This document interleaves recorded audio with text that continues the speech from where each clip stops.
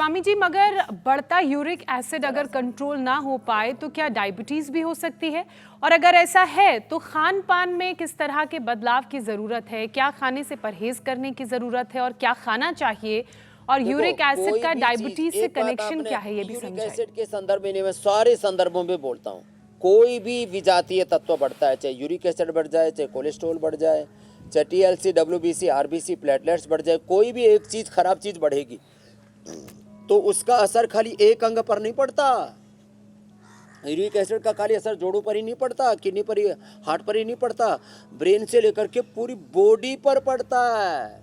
इसलिए मैं कहता हूँ किसी भी बीमारी को भीतर पनाह नहीं दो, नहीं तो बेपनाह बढ़ेगी और 37 ट्रिलियन सेल्स को अपने कंट्रोल में ले लेगी, उसको रोन देगी, उनको कब्जे में ले लेगी। कोई भी चीज का असर, एक बात याद रखने, बड़ा तत्व है, 37 ट्रिलियन सेल्स पर पड़ता है। आहार का भी, विचार का भी, वाणी का भी, व्यवहार का भी, खान पान का भी, बीमारी का भी, हंसने का भी, रोने का भी।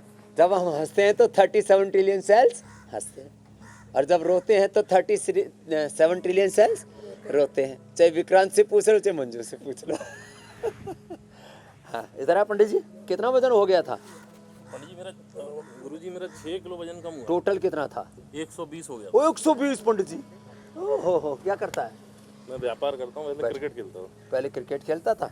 वो पहले खेलने की समझो खाने की आदत थी, वो बरकरार रही पंडित जी की। 120 किलो के, लेकिन 6 फीट से हाइट भी है। ऐसे बच्चे भी कभी देखने को मिलते हैं। हाँ? चलो कपालभाति करो तुम तो डायबिटीज की हो जाए तो मंडूकासन, पवन मुक्तासन, खीरा, करेला, टमाटर का जूस और मधुनाशिनी मधुगिट ले लो। शुगर को खदेड़ दो। शुगर, बीपी, इनका भी असर पूरे शरीर पर पड़ता है। लोगों को ऐसा लगता है अरे पेनक्रियाज पर असर पड़ रहा है। शुगर होती है पेनक्रियाज की गड़बड़ी से, उसका असर पूरे शरीर पर पड़ता है। बीपी होता है स्ट्रेस बढ़ने से, उसका असर पूरे शरीर पर पड़ता है। तो ये क्या बात समझ में आई? कोई भी बीमारी का असर, चाहे बीपी हो, शुगर हो, थायराइड हो, थायराइड पूरा शरीर मोटा या पूरा शरीर पतला, बीपी, शुगर, थायराइड से लेकर अर्थराइटिस से लेकर के वात, पित्त, कफ, त्रिदोष का असर पूरे शरीर पर पड़ता है। इसलिए कोई भी बीमारी को भीतर पाल पोस के नहीं रखना। स्वामी जी, एक विषय जल्दी से शामिल कर लेते हैं, क्योंकि आपको सुनने में वक्त पता ही नहीं चलता कैसे गुजर जाता है, और फिर एहसास होता है कि रामबाण का वक्त होने जा रहा है। स्वामी जी, कई बार थायराइड भी यूरिक एसिड बढ़ जाने की वजह बनता है, तो थायराइड कंट्रोल करने के कुछ जरा सा उपाय बता दीजिए, और प्राणायाम कैसे फायदेमंद होगा यूरिक एसिड को कंट्रोल करने में और इससे कॉम्प्लिकेशंस में। एक तो सिंहासन, चलो सिंहासन करो सब, करो